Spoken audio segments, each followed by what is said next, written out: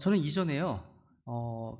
제가 섬기던 교회에서 파송을 받아서 이제 베다니 침례교회를 창립할 때 즈음에서 수원에서 또 안성에서 천안에서 그리고 수지 등 해서 이 신약교회 없는 지역에서 이제 매주 금요일마다 6개월 이상 1년 정도 이렇게 성경 모임을 가지면서 교제했던 적이 있었습니다. 그 지역의 어떤 성도님께서 자신의 집을 이제 모임 장소로 헌신하셔서 그 지역에 사는 작은 체들이 함께 모여서 모임을 가졌습니다. 그 모임을 가지면서 혹시 구원받지 못한 혼들이 함께 하게 되면 주제를 바꾸어서 복음적 메시지를 전하기도 했고, 구원은 받았지만 영적으로 방황하는 지체들이나 성장하지 못한 지체들이 방문하게 되면 그에 맞게 말씀을 준비하면서 모임을 인도했습니다. 그때 전했던 방식 그대로 지금 현재 우리 교회에서 하고 있는 겁니다. 그래서 성경으로 세상 보기를 하면서 오늘의 여러 시사적인 중요 이슈들을 성경이 무엇이라고 말씀하고 있는지 영적으로 분별하고 판단하면서 성경 공부 모임을 시작했는데, 지금도 마찬가지죠. 그 당시 이제 그런 모임을 가진 데에는 몇 가지 중요한 목적이 있었습니다. 그 중 하나는 교회의 본질이 건물이 아니라고 하는 성경적 진리를 드러내기 위한 것입니다. 만약 교회의 본질이 이 교회당, 예배당이라면 이 교회는 이 건물이 없어지는 날 함께 없어지게 됩니다. 그죠? 근데 진정한 교회는 건물에 의지하지 않아도 존속할 수 있어야 합니다. 사도행전에 보시면 초대교회가 시작되고 나서 처음 300년 동안은요, 이 땅에 그렇게 존재해 왔습니다. 중국의 마오쩌둥이 주도한 문화 대혁명이 있었죠. 이 당시 성경과 기독교 서적들이 소각되었고 공개적인 종교 활동이 금지되었고 교회당이 폐지되었습니다. 그런데 중국 교회는 없어지지 않았습니다. 우리가 잘 아는 대로 기독교인들이 비밀 예배 모여서 예배를 드리기 시작했고, 그 비밀 예배 모임은 이제 지하교회 혹은 가정교회 이름으로 여전히 존재하고 있습니다. 이 교회들은요, 정부의 감시와 박해에도 불구하고 그 사명을 다하고 있다는 겁니다. 그리고 또 구역 모임을 하게 된 또 다른 목적은 우리 교회 모든 성도님들이 영적 선물로서 자기의 영적 은사인 그 부르심을 감당해야 하는 모습을 보고 싶은 겁니다. 종교개혁의 중요한 발견은요, 이른바 만인 제사장직이었죠. 이것은 구원받은 모든 성도들이 주님께 직접적으로 나아갈 수 있고 누구나 주님의 부르심을 받아서 자신의 영적 선물대로 사역할 수 있다는 것입니다. 그런데 우리나라 교회들의 모습을 보면 상당히 목회자 의존도가 높은 특성을 가지고 있습니다. 만약 중국 교회가요, 목회자만을 의지하는 그런 교회였다면 중국 교회는 문화혁명 당시 존재할 수 없었습니다. 당시 중국 정부는요, 모든 선교사들을 추방했습니다. 모든 목회자들은 박해를 받았고 강제 노동이나 구금을 포함한 차별을 받게 되었습니다. 그래서 목회자 기능을 할 수 없게 되었다는 거죠. 그런데 지하로 들어간 작은 가정교회가 존재하기 시작한 그런 중국 교회들에서는요, 모든 성도들이 자신의 위치에서 예배를 인도하기도 하고 성경을 가르치기도 하고 복음을 전하기 시작한 겁니다. 이것이 오히려 중국 교회의 영적 성장을 가져왔다고 이렇게 분석합니다. 만약 그런 일이 우리나라에서 벌어진다면 우리도 흩으면 됩니다. 각 구역을 흩으면 됩니다. 그 구역에서 모이시면 돼요. 가정교회에서 모이시면 되는 거잖아요. 그죠? 그런 것들을 의도한 것도 있습니다. 우리 교회 홈페이지에 보시면요, 섬기는 사람들을 이렇게 이제 소개하고 있습니다. 이렇게 써 있습니다. 주님께서 신약교회 영적 선물로 주신 말씀의 사역자들은 성도들을 완전하게 하고 섬기는 일을 하게 하며 그리스도 몸을 세우는 일을 위해 부르심 받았습니다. 성경에서 말씀하시는 교회는 소수의 몇 사람만이 교회를 섬기는 것이 아닌 모든 성도들이 섬기는 일을 하는 교회입니다. 저희 베다니 침례교회는 모든 멤버들이 각각 자신의 은사와 위치에서 사역자가 되어서 그리스도의 몸을 섬기는 신약 성경에서 말씀하시는 그 교회를 이루고자 한다고 되어 있습니다. 우리 교회에서 초창기부터 구역 로컬 모임을 운영하는 것도 그 목적이 있습니다. 여러분, 건강하지 못한 교회는 어떤 교회입니까? 한마디로 구경꾼이 다수인 교회입니다. 누가 많은 교회라고요? 구경꾼이요. 삶의 본보기나 간증이 없는 교회예요. 야구장이나 축구장에 가시면요, 구경꾼들이 많죠? 경기가 계속되는 몇 시간 동안 흥분과 함성을 내지릅니다. 흥분하기도 하고 즐거워하기도 합니다. 근데 그것으로 인생이 바뀌지는 않습니다. 경기가 끝나면 언제 그런 일이 있었느냐는 듯 뿔뿔이 흩어져 갑니다. 저는 신약 교회가, 또 우리 교회가 그렇게 되는 것을 결코 원하지 않습니다. 우리 성도들이 서로가 서로를 위해서 섬기고 사역하는 것을 원합니다. 로컬 모임 소식을 종종 듣습니다. 어려움에 처한 지체들에게 관심을 가져주고 함께 고민하고 어떤 액션을 취하는 모습들, 우리 주님께 감사드립니다. 이런 관심과 사랑의 교제가 좋은 교회를 이루도록 하고요, 영적인 성장과 변화를 가져오기 때문입니다. 저는 오늘 지난주에서 신약 성경이 보여주고 있는 건강한 교회, 좋은 교회로서의 어떤 본보기로서 데살로니가 교회를 생각해 보고자 합니다. 우리가 데살로니가에서 배우는 좋은 교회 모습은 어떤 모습일까요? 먼저 첫 번째, 좋은 교회는요, 하나님의 사랑을 받는 모임입니다. 세상에 부모처럼 자식을 사랑하는 사람이 어디 있을까요? 교회 또한 하나님의 사랑하심을 받은 사람들의 모임입니다. 볼까요? 같이 읽어볼까요? 시작. 사랑하는 형제들아, 하나님께서 너희를 선택하셨음을 우리가 아노라 라고 되어 있죠. 사랑하는 형제들아, brethren beloved입니다. 그죠? 이게 beloved란 말은요, 사랑하다도 되고 사랑을 받다, 두 개 다 됩니다. 근데 이제 이 문맥에 보시면 하나님께서 선택하셨음을 우리가 아노라 되어 있죠. 하나님의 선택하심과 하나님의 사랑을, 두 가지 중요한 주제를 언급하고 있습니다. 하나님의 사랑과 선택을요. 우리는 모두 하나님의 사랑을 함께 받고 있는 사람들입니다. 사랑을 받고 있다는 거예요. 아무리 절세 미인이라 할지라도요, 사랑을 받아보지 못한 사람은 어딘가 모르게 불쌍해 보입니다. 근데 거무튀튀한 피부의 술람미 여인도 왕의 사랑을 받을 때 가장 아름답고 멋진 신부가 됩니다. 근데 우리 구원받은 크리스찬의 가장 큰 자부심이 뭐예요? 왕들의 왕이시고 주들의 주이신 하나님의 절대적 사랑을 받는다는 사실입니다. 받고 있다는 사실이죠. 이 사실을 항상 서로에게 보여주고 늘 확인시켜 주기 바랍니다. 그리고 중요한 것은요, 나 혼자만 하나님의 사랑을 받는 게 아니라 교회를 구성하고 있는 다른 형제자매들도 함께 하나님의 사랑을 받았다는 사실입니다. 교회는 가족입니다. 따라해보세요. 교회는 가족이다. 이 4절에서요, 바울은 데살로니가 성도들을 향해서 사랑하는 형제들아, 사랑받는 형제들아 이렇게 불렀습니다. 그리고 2절에 보시면요, 너희 모두로 인해 항상 하나님께 감사를 드린다, 이렇게 기도하고 있습니다. 이 말은요, 교회가 영광과 책임을 함께 공유함을 보여줍니다. 아니, 데살로니가 교회가요, 아무리 좋다 해도요, 다 좋을 수 없을 겁니다. 얼마 안 된 교회거든요. 영적으로 어린 교회거든요. 근데 너희 모두로 인해, 그러니까 칭찬을 다 함께 받습니다. 그죠? 이 마치 이런 거죠. 한국 사람 한 명이 외국에 가서 잘 해놓으면 그 다음에 가는 사람들은요, 그 사람이 뿌려놓은 씨 때문에 좋은 대우를 받습니다. 그죠? 반대의 경우에는요, 아무 죄 없이 함께 불신당하고 부당한 대우를 받는 것과 마찬가지예요.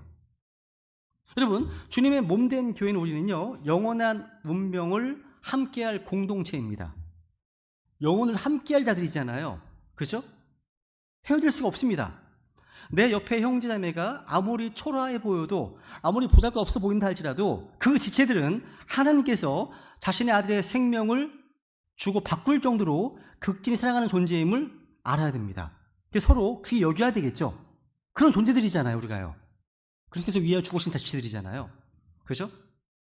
한번 우리 옆 사람에게요, 당신은 주님께서 위하여 죽으신 귀한 분이십니다, 얘기해 보세요.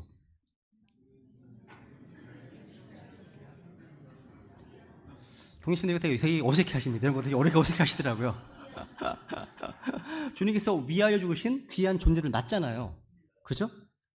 이것만이 아닙니다. 성경 보시면 좋은 교회는 이제 또 하나님의 선택을 받은 모임입니다. 여기 보시면 사랑하는 형제들아, 하나님께서 너희를 선택하셨음을 우리가 아노라. 그러니까 사랑받는다는 것은요, 선택된다는 거예요.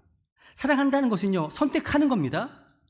이 세상 수많은 여자 가운데서 한 여자를 선택한 결과 그녀가 저의 아내가 된 겁니다. 맞죠? 그리고 그녀를 선택함으로써 저는 다른 약 40억 명의 여자들로부터 자유하게 되었습니다. 아니신가요? 그죠? 그러니까 하나님께서 우리를 사랑하셨다는 것은요, 하나님께서 이 수많은 사람 가운데 우리를 선택하셨음을 의미하는 겁니다. 그러니까 사랑과 선택은요, 함께 묶여서 이해해야 됩니다. 교회란 하나님이 사랑하시고 선택하신 사람들의 모임입니다. 에베소서 1장 4절에 보시면 같이 읽겠습니다. 시작. 이것은 우리가 사랑 안에서 자신 앞에 거룩하고 흠이 없게 하시려고 세상의 창건 이전에 그리스도 안에서 친히 우리를 택하시며, 하나님께서요, 세상의 창건 이전에, 세상이 놓이기 이전, 그 이전부터 그리스도 안에서 우리를 택하셨습니다. 한마디로 하나님께서는요, 예수 그리스도를 믿겠다고 하는 사람들, 예수님을 믿는 사람들을 선택해 구원해 주신 겁니다. 하나님께서는요, 그리스도의 복음을 믿는 사람을 선택하기로 결정하셨습니다. 장로교 세계는 칼빈주의 예정론에서 가르치는 영원 전에 하나님께서 선택한 사람이 복음을 믿게 하는 것이 아니라 복음을 믿은 사람을 선택하기로 결정하신 겁니다. 우리는 복음을 믿고 구원받았습니다. 우리가 구원받은 이유는요, 십자가의 복음을 믿는 자들을 구원하시기로 하나님께서 결정하셨기 때문입니다. 그러니까 하나님께서는요, 예수 그리스도를 믿는 사람을 구원하셔서 선택하셨기 때문에 우리가 구원받은 거예요. 우리가요, 하나님의 선택받았다? 이건요, 엄청난 일입니다. 그죠? 보통 이제 우리가 하버드 대학 같은 명문 대학의 선택을 받아서 거기 합격했거나, 아니면 취업 전쟁에 시달리는 청년에게 갑자기 구글이나 아마존 같은 세계적 기업에서 우리가 당신 선택했으니까 와서 일해달라고, 앞으로 평생 해고될 걱정하지 말라고 이렇게 한다면 이거 엄청난 사건일 겁니다. 그죠? 하버드 같은 명문대학이나 구글이나 아마존과 같은 세계적 기업에 소속된다면요, 살면서 엄청난 프리미엄을 누리게 될 것이기 때문이죠.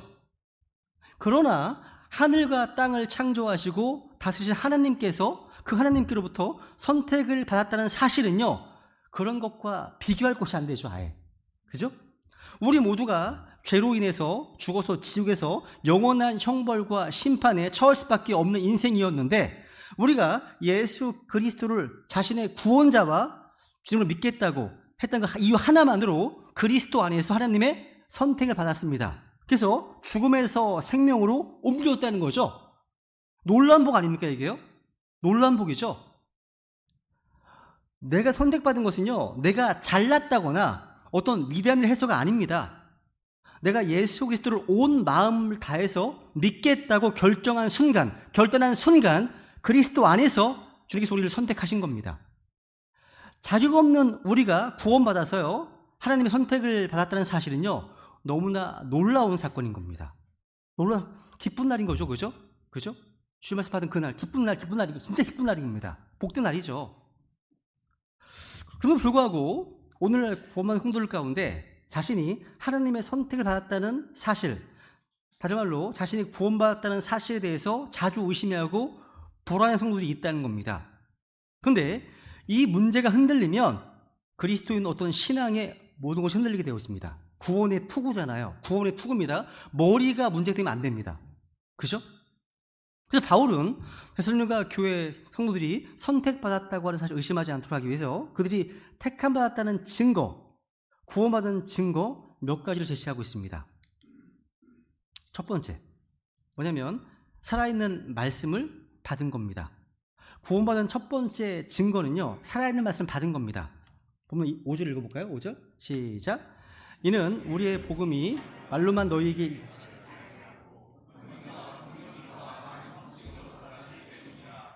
우리가 너희를 위해 너희 가운데서 어떤 사람이 되었는지는 너희가 아는 바와 같다. 여러분, 믿음은 들음에서 난다고 말씀하시죠? 하나님의 말씀을. 데살로니가 교회는요, 바울을 비롯한 말씀의 사역자들이 전하는 복음을 들음으로써 탄생했습니다. 이것이 그냥 보통 말로 들은 것이 아닙니다. 하나님의 구원의 역사가 이루어지려면 단순히 유창한 말로 설교한다고 되는 것이 아닙니다. 복음을 전하는 자가 권능과 성령님과 큰 확신으로 전해야 그것을 듣는 구원받지 못한 영혼들의 돌같은 마음을 깨뜨리고 녹여낼 수 있기 때문입니다. 여기서 말하는 권능, 영어로 파워죠. 그리스어로는 두나미스입니다. 영어로 다이너마이트가 나온 단어입니다. 어원이 된 단어입니다. 그러니까 복음을 전하는 자 안에서 솟구치는 뭔가 폭발하는 것 같은 힘이 있다는 거죠. 이것은 복음을 전하는 사람 자신이 원래 에너지가 넘치는 다혈질의 사람이기 때문에 뿜어내는 힘이 아닙니다. 하나님의 권능입니다. 초자연적인 힘이라는 거죠. 그것이 자신을 통해서 나가고 있는 겁니다. 그런데 이 놀라운 권능의 근원은 바로 성령님이십니다. 1960년대, 70년대에요. 미국에 수많은 히피 젊은이들이 허무주의에 사로잡혀가지고요. 가출을 하고 무분별한 섹스와 마약에 젖어 살던 그런 시절이 있었습니다. 그때 캘리포니아에서요. 척 스미스라고 하는 목사님이요. 히피 젊은이들에게 다가가서 복음을 전했습니다. 척 스미스 목사님은 이 지스 무브먼트, 예수 운동을 일으켜서 히피 문화로 갈 바를 찾지 못한 미국의 젊은 세대를 주님께 인도하기 위해서 아주 열정적으로 복음 사역을 감당했습니다. 1970년대 초 이 척 스미스 목사가 목회하던 갈보리 채플은요, 성도들이 히피들과 마약 중독자들이 대부분이었습니다. 포커스가 거기 있었다는 거죠. 이분은요, 여기 보시면 머리숱이 없어요. 그죠? 머리숱이 없는 이웃집 착한 아저씨처럼 생겼습니다. 근데 이분이요, 아주 조용하고 따뜻한 목소리로 아주 쉽게 복음을 전했습니다. 이 사진은요, 코로나 델마 해변에서 수백 명의 젊은이들에게 침례를 주는 모습입니다. 이분은요, 어떤 기교나 쇼맨십도 없이 어찌 보면 너무나 단조롭고 심플한 말투였습니다. 그런데 하나님의 역사가 강력했습니다. 성령 역사가 강력했다는 거예요. 수많은 히피 젊은이들이요, 예수님을 자신의 구원자로 받아들여서요, 새로운 삶을 찾았습니다. 그래서 이 갈보리 채플의 멤버들, 리더들이 다 이런 사람들이었습니다. 히피들이었거든요. 그러니까 이 척 스미스 목사님은요, 아주 조용조용히 말해도 하나님의 권능과 성령님의 역사하심이 있었다는 거죠. 이것만이 아닙니다. 복음을 선포하는 하나님의 사람이라면요, 자신이 전하는 복음에 대한 절대적인 믿음, 이 큰 확신, 많은 확신이 있어야 됩니다. 이게 여기 보면 이제 앞에 보시면 권능과 성령님과 much assurance, 많은 확신이라고 되어 있죠, 그죠? 이 much란 단어는요, 정도나 양을 나타내는 부사예요. 어떤 킹제임스 성경에는요, 이건 많은 확신을 번역했고, 훈정이죠, 그죠? 또 어떤 성경, 어떤 킹제임스 성경에는 이걸 큰 확신을 번역했습니다. 많은 확신이라고 하면 확신의 양을 강조하는 거고요. 큰 확신이라고 하면 확신의 정도나 강도를 강조하는 겁니다. 복음 전도의 가장 큰 장애물은 복음을 전하는 사람 자신이 복음에 대해 확신이 없는 겁니다. 이 가장 이 문제죠. 그래서 복음을 잘 전하기 위해서는요, 무엇보다도 자신이 먼저 복음의 확신 가운데, 그 은혜 가운데 있어야 됩니다. 그래서 우리 주님의 제자들은요, 예수 그리스도를 선포할 때 이런 말을 종종 했죠. Come and see. 와서 보라. 와서 보라는 말을 종종 했습니다. 보세요. 읽어볼까요? 문제 46절 시작. 무슨 선한 곳이 날 수 있느냐 하니 빌립이 그에게 이르되 와서 보라 하니라. 나다나엘은요, 예수님에 관해서 잘못된 정보, 잘못된 편견을 가지고 있었습니다. 오늘날도 많은 사람들이 학교에서 잘못된 것을 배우고 있습니다. 또 성경을 읽어보지도 않고 성경과 크리스찬들을 오해하고 조롱합니다. 여기 나오는 나다니엘도 구약 성경을 제대로 읽어보지도 않고 사람들이 하는 말만 듣고 잘못된 생각을 가지고 있었습니다. 오늘날 이 성경은 과학적으로, 역사적으로 정확한 책이 아니야, 이런 분들이 많이 있습니다. 저는 그런 분들을 만나면요, 직접 와서 보라고 합니다. 와서 보라고, 들어보라고 얘기합니다. 성경을 직접 공부해보면 예수님과 교회에 대해서 세상에 사는 이야기가 얼마나 왜곡된 것인지 알 수 있습니다. 대부분의 사람들은요, 성경을 읽어보지도 않고 여기 오류가 있을 거라고 생각합니다. 누군가 내뱉은 말을 아무런 비판도 없이 맹목적으로 받아주기 때문이죠. 나다나엘도 마찬가지였습니다. 빌립은요, 나다나엘과 논쟁하지 않고 직접 come and see, 와서 보라고 권면했고, 나다나엘은 그 고민을 받아들였습니다. 그리고 예수님을 만났습니다. 그죠? 그러니까 빌립은 논쟁을 중단하고 그냥 와서 보라고 했습니다. 직접 와서 확인해 보라는 거잖아요. 그죠? 여러분도요, 복음 전하시다가 말문이 막히시잖아요. 이 방법은 효과적입니다. 아주. 직접 성경을 읽어보면 세상에서 말하던 예수님과는 전혀 다른 예수님을 만나게 될 겁니다. 그죠? 교회에 와서 하나님의 말씀을 듣게 되면 세상에서 알고 있는 하나님과는 전혀 다른 하나님을 만나게 되고 전혀 다른 구원을 보게 될 겁니다. 제가요, 구원을 받고 난 후에 그 당시 이제 고시를 준비하던 형님에게 전도하다가 말문이 막히잖아요. 그때 제가 했던 방법 두 가지가 있습니다. 하나는 이런 거였습니다. 형님을 무시하는 겁니다. 뭐냐면 그건 내가 설명을 해줘도 형이 구원을 못 받았기 때문에 이해 못해 라고 나가는 방식이었고, 우기는 방식이었고요. 두 번째 뭐냐? 교회로 와봐. 교회에 와봐. 교회 와서 말씀을 들으면 다 이해가 될 거야. 이 방법이었습니다. 그런데 저희 형님은 후자에서 교회에 와서 직접 와서 말씀을 들으면서 구원받게 되었습니다. 이 방법들을 한번 해보세요. 마찬가지예요. 우리가 모든 것을 다 설명해 줄 수는 없죠. 그때는 와서 보라 라고 얘기하는 거예요. 이것은요, 제가 경험한 복음, 제가 믿는 예수 믿는 확신이 있기 때문에 이런 말 할 수 있는 거 아닙니까? 그죠? 바울 또한 이렇게 큰 확신 가운데 담대히 복음을 전했고요. 그것을 데살로니가 교회 성도들이 받은 겁니다. 그리고 무엇보다도요, 복음 전할 때 복음을 전하는 사람은요, 자신의 삶이 좋아야 됩니다. 간증이 있어야 돼요. 삶은 정말 형편없는데 복음을 전한다? 복음이 안 들어갈 수 있습니다. 그러니까 말과 행실이 같이 가야 되겠죠. 그래서 바울이 이렇게 합니다. 뒤에 보시면 이제 복음을 얘기하시면 뒤에 우리가 너희를 위해 너희 가운데서 어떤 사람이 되었는지는 너희가 아는 바와 같으니라. 어떻게 들으면 교만하게 들릴 정도로 바울은 자신과 실라, 디모데가 얼마나 진실되게 그들 속에서 생활했는지를 기억하라고 말하는 겁니다. 지금 당시 헬라 문명에서는요, 지식을 가르치는 유명한 교사들은요, 비싼 강사비와 좋은 대우를 받는 것을 당연히 여겼습니다. 그런데 바울을 비롯한 사역자들은요, 데살로니가에서 사역할 때 아무 대가도 바라지 않고 진실되게 섬겼습니다. 데살로니가 교회는요, 이렇게 좋은 간증이 있고 또 능력 있는 말씀을 선포하는 사역자들을 통해서 시작된 것이 너무나 큰 축복이었죠. 그것이 주님의 몸된 교회를 건강하게 하고 살아있게 하는 엔진이 되기 때문입니다. 중요한 거라는 거죠. 두 번째, 구원의 증거입니다. 말씀에 대한 뜨거운 반응이었습니다. 여러분, 투수가 아무리 공을 잘 던져도요, 포수가 제대로 못 받으면 소용이 없죠. 박수도 한쪽만 쓰면 안 돼요. 양쪽이 마주쳐야 소리가 나는 거죠. 좋은 사역자가 아무리 살아있는 생명의 말씀을 전해도요, 받는 쪽에서 제대로 받아주지 않으면 열병맺히지 않습니다. 그런데 데살로니가 성도들은요, 살아있는 복음이 전해졌을 때 정말 열정적으로 그것을 받아들였습니다. 6절에 보세요. 6절 읽겠습니다. 시작. 또 너희는 성령님의 기쁨을 가지고 많은 고난 속에서 말씀을 받아 우리와 주를 따르는 자들이 되었으니. 여기 데살로니가 성도들은요, 많은 고난 속에서 성령님의 기쁨을 가지고 말씀 받았다고 기록하고 있습니다. 지난 시간에 데살로니가 교회 창립 배경을 말씀드렸습니다.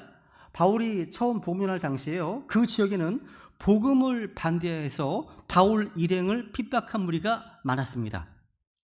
또 그들은요, 복음을 영접하는 사람들도 핍박했을 것이 분명하죠.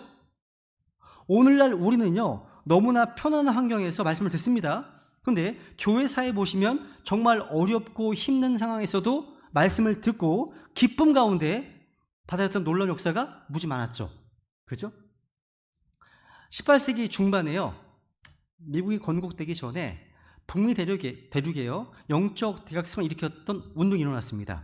그때 이 복음자 조지 휘필드가요, 미국의 각 지방을 돌면서 야외 집회를 가졌는데 그 당시 기록을 보면 놀랍습니다.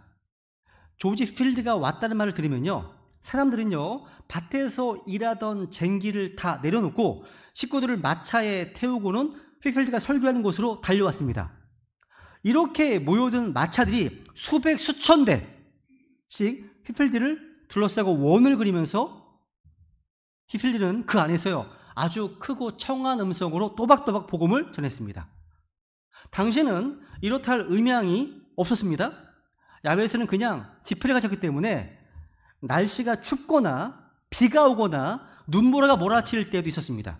심지어 밤에는 기록에 보면 야생 동물의 습격이 있는 등 참석자들과 복음을 전하는 휘필드 모두가 상당한 고생을 감수해야 했습니다.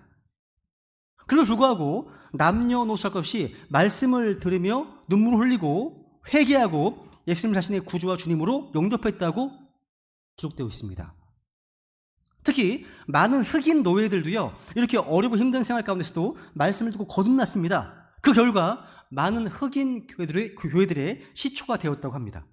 이게요 역수로 나와 있어. 이게요 오늘 어떠십니까? 오늘날 많은 경기장 스테디움 가보세요. 막 눈이 오나 비거나 다 응원하고 있잖아요. 눈 맞으면서, 그죠? 근데 교회는 텅텅 비어 있어요. 이게 마지막 교회의 모습입니다. 이게요. 그러니까 여러분 같은 말씀도요 받는 자가 어떤 마음가짐으로 받는가에 따라서 전혀 다른 효과가 나타납니다. 이 교회들은요, 베들레헴 교회는요 성령님의 기쁨을 가지고 말씀 받았습니다. 그러니까 성령께서 주시는 그 기쁨으로 말씀 받았다는 거예요. 기쁨은요 억지로 만들어내는 것이 아니죠. 하나님이 부어주시는 겁니다. 성령의 열매 가운데 한 가지가 기쁨입니다. 성령이 주시는 기쁨이요 우리 안에 말씀을 듣기 가장 좋은 최적의 영적 토양을 만듭니다. 기쁨이 있다면요. 영적으로 슬프잖아요. 말씀이 흡수되지 않고요 다 새어나가 버립니다. 그 기쁨이 있어야지 말씀을 100% 다 흡수할 수 있습니다. 그런 분들에게는요 말씀을 듣는 시간들이 세상 무엇과도 바꿀 수 없는 기쁨의 시간이 됩니다. 성경을 읽든지 설교를 듣든지 우리가 성령의 기쁨과 더불어서 말씀을 대하면 그 말씀을 우리를 변화시킬 겁니다. 그 말씀이요. 그래서 13장 52절 보시면 제자들이 기쁨과 성령님으로 충만하더라고 했습니다. 영적 부흥을 체험하면 영적 기쁨이 솟아납니다. 진정한 기쁨은요 안에서 흘러나오는 겁니다. 상황이 아무리 힘들어도요 우리 안에 은혜가 충만하면 여유가 있고요 주님께서 주시는 기쁨을 주십니다. 말씀을 통해서요. 그러니까 믿는 성도들이 주님 주시는 영적인 기쁨을 누리잖아요. 그것은 세상에 감당하지 못하는 힘이 됩니다. 한마디로요 이 말씀이 우리를 살리는 겁니다. 따라해보세요. 말씀이 우리를 살린다고요. 제가 지금까지 이제 사역을 해오면서 여러 곳에서 말씀을 전할 기회가 있었는데요. 어떤 곳에서는요, 정말 스폰지가 물을 빨아들이는 것 같이 뜨겁게 말씀 하나하나를 흡수해버리는 그런 모임들이 있었고요. 사람들이 있었습니다. 그런 교회와 성도들은요, 영적으로 살아납니다. 살아나요. 그게 보여요. 그런 곳에서 말씀을 전하잖아요. 그러면 말씀을 전하는 자도 힘이 나고 살아나는 것 같습니다. 서로 주고받는 거예요. 똑같습니다. 그죠? 여러분, 100년 전에 우리나라 교회 역사를 제가 본 적이 있어요. 우리나라 초창기 부흥운동이 한참 뜨거울 때는요, 사경회라고 하는 성경 공부 모임이 있었다고 해요. 우리나라 교회 역사에 나옵니다. 먼 시골 마을에서부터 다 자기 먹을 것을 싸가지고 와서 온종일 말씀을 공부하고 중간중간 같이 밥을 나누어 먹곤 했습니다. 그렇게 며칠 동안 말씀의 축제를 벌이면서 요한복음이나 누가복음 같은 책을 복음상권을 다 뺐다는 거예요. 그런 후에는 각자 흩어져 가지고 자기 마을로 돌아가서 자기가 배운 것을 가지고 1년 가까이 고향 마을 성도들에게 성경을 가르쳤다고 하는 겁니다. 이게 놀랍지 않습니까? 그러니까 말씀에 대한 그런 열기가 우리나라 초기 교회 성장의 원동력이 됐다고 하는 겁니다. 되게 흥미로웠습니다. 여러분, 하나님의 말씀은요, 예리한 검과 같기 때문에 우리 안에 남아있는 세상의 잔재들을 사정없이 드러내고 파괴합니다. 우리 안에 마귀의 교도보가 될 수 있는 요소들이 없어지는 거예요. 그래서 이 말씀이요, 처음에는 아픕니다. 근데 결국은 내 영혼을 치료하고 회복시킵니다. 하나님의 말씀이 흘러 들어와서 우리 안에 죄와 어두움을 씻어낸다는 거죠. 이 말씀이요. 그러니까 한마디로 말씀을 살리는 겁니다. 하나님의 말씀을 통해서 하나님의 호흡, 그 숨결이 사람들에게 들어갑니다. 말씀을 들으면 소망이 생기고, 말씀을 들으면 기쁨이 생기고 사랑이 생깁니다. 말씀을 들으면 자살하고 싶은 생각이 떠나가고요, 거룩한 삶의 목표가 생기는 거예요. 말씀을 들으면요, 말씀을 들으면 인생의 가치관, 세계관이 달라지고요, 돈 쓰는 게 달라지고요, 사람 되는 게 달라집니다. 말씀이 떨어지는 곳에 죄 가운데 죽어 있는 혼들이 살아나는 역사가 일어나는 겁니다. 말씀의 능력입니다. 그래서 저는요, 그래서 하나님 말씀을 성도님들에게 매주 전하는 설교자로서 그 막중한 책임감을 느낍니다. 제가 영적으로 깨어 있어서 마르지 않는 샘처럼 끊임없이 하나님 말씀을 흘려보내야만 하나님이 일하시기 때문이죠. 우리 안에 말씀이 들어와야 믿음이 생기고, 말씀이 들어가야 믿음이 굳세워지고, 말씀이 들어가야지 믿음이 성장하기 때문입니다. 선포되는 말씀의 중요성을 너무 잘 알고 있기 때문에요, 설교 한 편을 준비할 때마다 혼신의 힘을 다합니다. 맛있는 음식을 요리하는 게 힘듭니다. 그것을 살아가는 가족들이 맛있게 먹는 걸 보면 요리한 엄마의 마음이 말할 수 없이 행복하듯이, 힘들게 준비한 말씀을 성도님들이 받고 기뻐하는 모습을 보면 저도 행복합니다. 똑같습니다. 오늘 본문 6절에 보세요. 6절 보세요. 다시 읽겠습니다. 시작. 또 너희는 성령님의 기쁨을 가지고 많은 고난 속에서 말씀을 받아 우리와 주를 따르는 자들이 되었으니. 바울은요, 데살로니가 교회 성도들이요, 말씀을 전한 우리와 주를 따르는 자들이 되었다고 증언하고 있습니다. 바울은 여러 번에 걸쳐서 다른 사람들에게 자신이 예수 그리스도를 따르고 있는 것처럼 자신을 따르라고 권면했습니다. 자신이 예수 그리스도를 따라가고 있는 한 자신을 따르라고 얘기하는 겁니다. 대단하지 않습니까? 그죠? 하나님께서는요, 우리가 예수 그리스도를 따르는 사람들을 따르도록 하셨습니다. 왜? 왜 그렇게 하셨습니까? 한마디로 우리의 연약함 때문입니다. 무슨 얘기예요? 우리의 본성은요, 믿음이 아닌 눈에 보이는 어떤 것을 따라 걸으려고 합니다. 주님께서는 우리 연약함을 아시기 때문에요, 예수 그리스도를 보지 못할 때는 눈에 보이는 다른 크리스찬을 따라 걸으려고 하신 거예요. 맞죠? 성경은 주님은 오직 한 분밖에 없다고 말씀하고 있습니다. 하지만 우리는요, 우리보다 먼저 주님을 따르는 사람들을 따라야 됩니다. 하나님의 말씀 안에서 걸었던 우리 믿음의 선배들의 행실과 믿음을 보면서 우리 그를 따라서 하나님의 말씀 안에서 걸어야 됩니다. 그러니까 하나님의 말씀으로 사는 사람이 있으면 우리는 그 사람을 따라야 되는 겁니다. 그죠? 이런 분들이 있어요. 실제 그런 분들 있으시더라고요. 동신의 교회 안에. 자신은 아무 사람도 따르지 않고 오직 주님만 따른대요. 그렇게 얘기하는 분들 많습니다. 굉장히 믿음이 있는 것처럼. 저는 그런 사람 치고 제대로 된 사람을 본 적이 없습니다. 자신은 오직 주님만 따르기 때문에 어느 교회도 갈 필요가 없고 어떤 목회자 설교도 들을 필요 없다고 하는 사람들도 봤지만, 그들 중에 제대로 된 사람은 본 적이 없습니다. 데살로니가 교회는요, 좋은 교회로서 그 성도들의 본이 되는 아주 이상적인 크리스찬들이었습니다. 이들은 주님을 따랐고 주님을 제대로 따르는 다른 사람을 따랐습니다. 필요하다는 거죠, 그죠? 그래서 이 교회가 좋은 교회라는 겁니다. 세 번째, 좋은 교회는요, 그래서 본보기, 본이 되는 교회입니다. 이 데살로니가 교회는요, 한마디로 믿음의 좋은 본보기가 되는 교회였는데 그 명성이 사방으로 다 퍼졌습니다. 알려졌습니다. 읽어볼까요? 7절 보시면 제가 읽겠습니다. 그러므로 너희는 마케도니아와 아가야에서 믿는 모든 자들에게 본이 되었느니라. 당시 헬라 세계는요, 북쪽 마케도니아와 남쪽 아가야라는 거대한 주로 분할되어서 로마의 통치를 받고 있었습니다. 데살로니가는요, 마케도니아의 수도였고 고린도는 아가야의 수도로 발전하고 있었습니다. 그런데 이 데살로니가 교회가 얼마나 잘 성장하고 있었는지에 대한 소문이 지금 마케도니아와 아가야 북쪽과 남쪽 이렇게 잦아있다고 지금 바울은 말하고 있습니다. 그러니까 이 데살로니가 교회는요, 당시 주위의 모든 교회들이 믿음의 모델로 삼고 따르려고 하는 좋은 교회 기준이 되었던 얘기입니다. 오늘날 우리 시대, 우리 사회가 직면한 가장 큰 문제는요, 역할 모범으로서 본받을 만한 리더를 상실한 사회가 되었다고 하는데, 데살로니가 교회는요, 본보기가 될 만한 교회가 되었다는 거죠. 이렇게 좋은 교회였다는 거예요. 또 그 성도들은 본이 된 크리스찬들이었습니다. 우리 주위에도요, 이렇게 본보기가 되는 크리스찬들과 교회가 있다면 얼마나 좋겠습니까? 그럼 좋겠습니다. 누군가 구원받았습니다. 그러면 이제 제가 어떤 형제님을 소개시켜 줍니다. 오사님을 소개시켜 줍니다. 이분은 본이 된 크리스찬이에요. 이분처럼 하시면 됩니다. 라고 하면 얼마나 좋겠습니까? 그죠? 얼마나 좋겠습니까? 누군가 그리스도인의 삶이 무엇인지 보고 싶어하는 사람에게 언제든지 보여줄 수 있는 본보게 되는 크리스찬이 있다면 얼마나 좋을까요?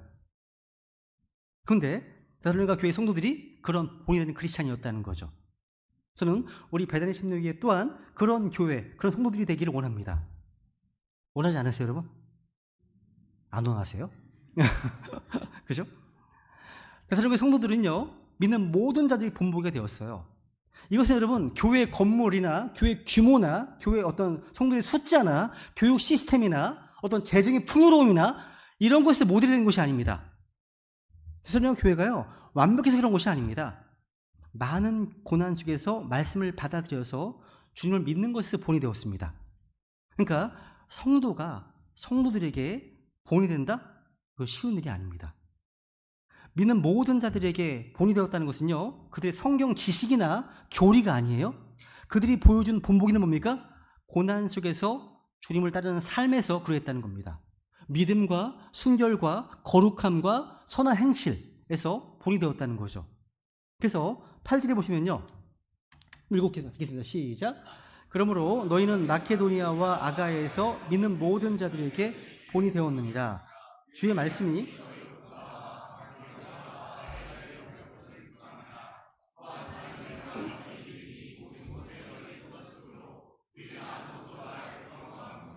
여기 보시면 먼저 주의 말씀이 너희로부터 나와. 뭐가 나왔다고요? 주의 말씀이 너희로부터 나왔다고 합니다. 주의 말씀은요, 천사들로부터 퍼지는 게 아닙니다. 믿는 성도들로부터 퍼집니다. 주의 말씀은 교회에서부터 퍼지는 겁니다. 그러니까 주의 말씀은 먼저 믿은 성도들의 입을 통해서 온 세상에 퍼지고 전수됩니다. 그죠? 이 주의 말씀은 데살로니가 교회로부터 아가야 지역과 마케도니아 지역으로 울려 퍼졌습니다. 놀랍습니다. 구원받은 지 몇 개월도 안 된 성도들이 대부분의 이 교회가 믿는 자들의 본이 되고 주의 말씀이 온 세상으로 퍼졌다? 울려 퍼졌다? 선교의 본거지가 되었다? 놀랍습니다. 놀라는 겁니다. 여기 퍼진 게 뭐가 퍼졌습니까? 주의 말씀이 울려 퍼졌습니다. 또 그들의 믿음이, 너희 믿음이 널리 퍼졌습니다. 울려 퍼졌다, 널리 퍼졌다.